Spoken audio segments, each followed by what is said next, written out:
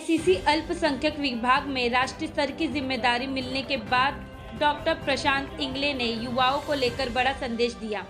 Press conference में उन्होंने कहा, जेन जी हमारे सुपर हीरो पीढ़ी है। इस पीढ़ी की आंखों पर अज्ञानता और भटकाव की जो पट्टी बंधी हुई है उसे हटाने का काम हम करेंगे। डॉक्टर इंगले ने कहा कि देश के युवाओं को संविधान, सामाजिक न्याय और मानवीय मूल्यों से जोड़ना समय की सबसे बड़ी जरूरत है। उन्होंने विश्वास जताया कि जागरूक और संगठित युवा ही देश के भविष्य को नई दिशा दे सकते हैं। नियुक्ती माझी करण्यात आली राष्ट्रीय संयोजक म्हणून बौद्ध समाजासाठी, त्याला त्या अनुषंगाने होती आणि काँग्रेस पार्टी जी आहे, काँग्रेस पार्टीसाठी काम करत असताना भविष्यामध्ये काँग्रेस पार्टी ऑलरेडी मजबूतच आहे।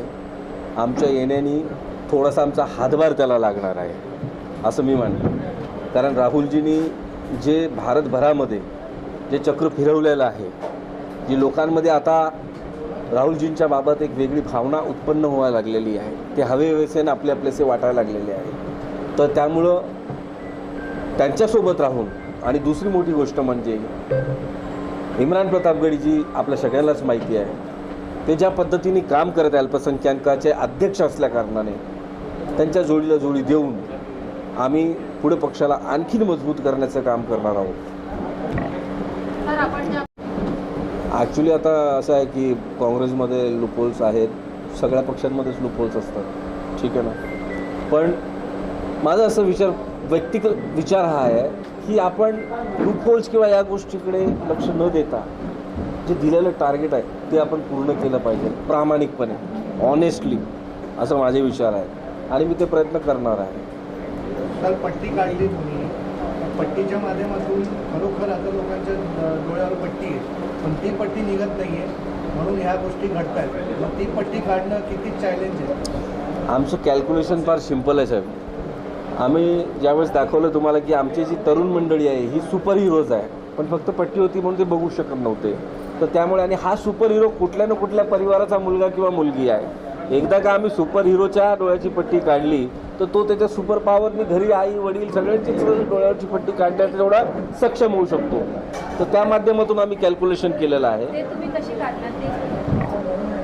ज्या ठिकाणी आता काँग्रेस पक्षाच्या वतीनं ज्या ठिकाणी सभागृहामध्ये लोकांना बोलवणं, मी मगाशी तुम्हाला सांगितलं की याच्यानंतर आंदोलन मोर्चे तर होणारच।